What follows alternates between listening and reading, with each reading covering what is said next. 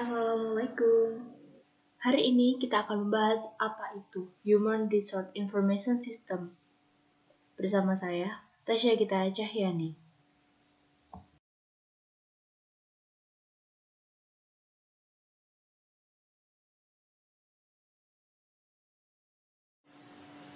Pertama-tama kita akan membahas apa itu HRIS.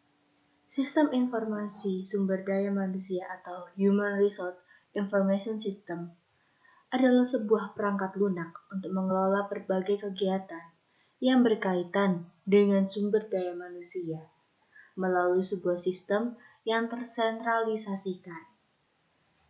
Hal ini meliputi dengan pembayaran pajak, penggajian para karyawan, evaluasi kerja, dan lain sebagainya. Untuk kamu ketahui, HRIS termasuk dalam modul ERP yang dapat diintegrasikan dengan modul lainnya yang juga diperlukan oleh sebuah perusahaan.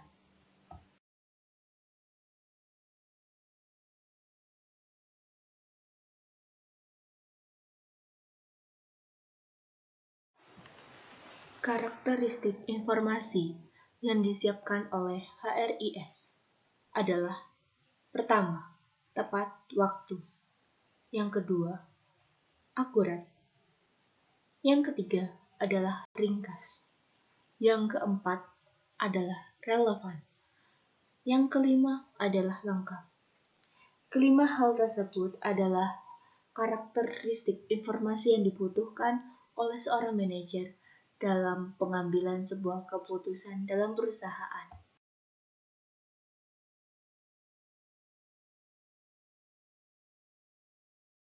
Apa saja sih fungsi dari HRIS?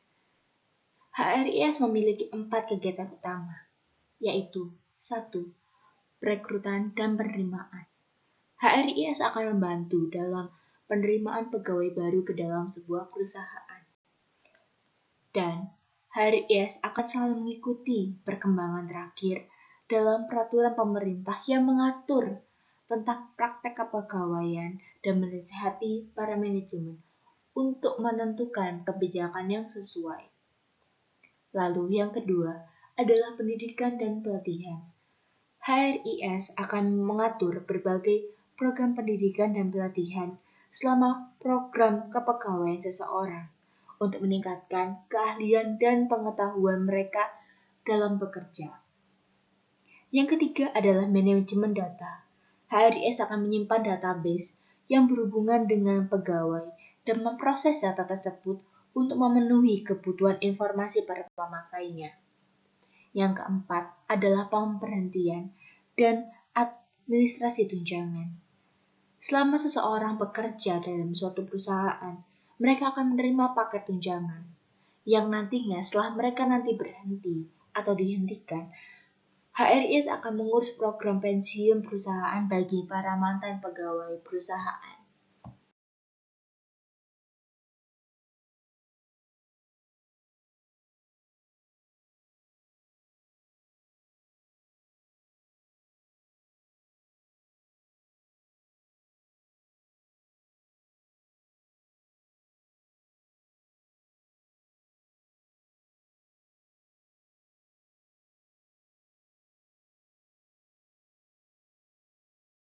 Model HRIS berdasarkan inputnya terdiri atas 3 subsistem. Yang pertama yaitu subsistem SIA atau Sistem Informasi Akuntansi yang menyediakan data akuntansi bagi HRIS sehingga database-nya berisi gambaran lengkap terkait dengan sumber daya personil baik keuangan maupun non-keuangan. Lalu yang kedua adalah subsistem penelitian sumber daya manusia, yang fungsinya adalah mengumpulkan data melalui proyek penelitian khusus, seperti penelitian suksesi, penelitian keluhan, dan analisa dan evaluasi jabatan. Yang ketiga adalah subsistem intelijen sumber daya manusia, yang fungsinya adalah mengumpulkan data yang berhubungan dengan sumber daya manusia dari lingkungan perusahaan, meliputi intelijen pemerintah, intelijen pemasok, intelijen serikat pekerja, intelijen masyarakat global, intelijen masyarakat keuangan, dan intelijen pesaing.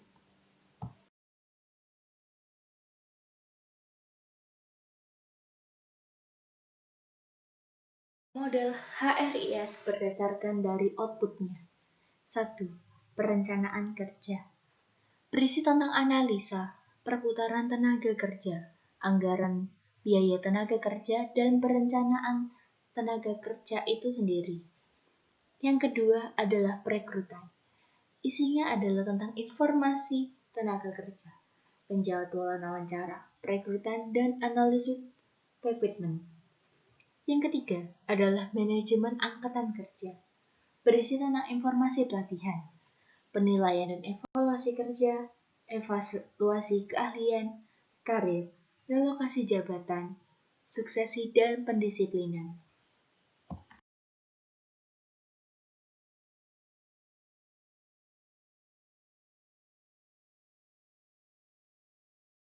Selanjutnya adalah tunjangan.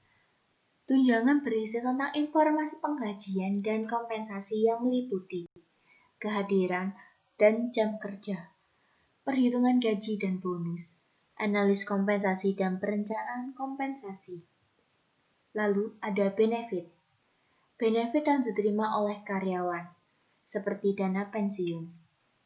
Lalu, keenam, pelaporan lingkungan, yang berisi tentang informasi yang berhubungan dengan keluhan, kecelakaan selama kerja, kesehatan karyawan, dan lingkungan kerjanya.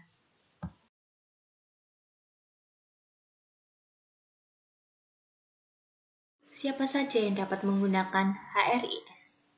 Yang pertama adalah manajer, yang kedua adalah HRD, yang ketiga adalah para karyawan.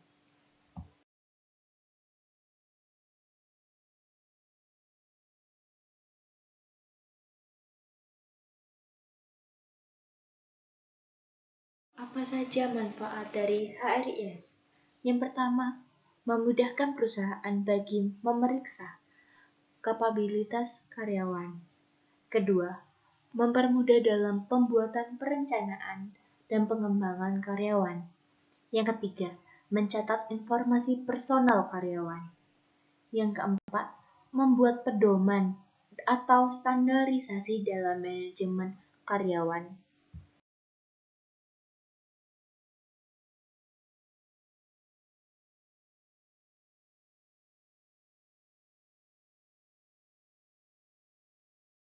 Kelima, memudahkan sistem pelaporan terkait masalah penggajian karyawan. Keenam, pekerjaan berulang dapat dilakukan secara otomatis. Yang ketujuh, biaya operasional tim personalia menjadi lebih kecil. Yang kedelapan, mengurangi human error. Yang kesembilan, fleksibel dalam akses data. Atau Human Resource Department. Human Resource Department bertanggung jawab dalam pengelolaan sumber daya manusia dalam sebuah organisasi.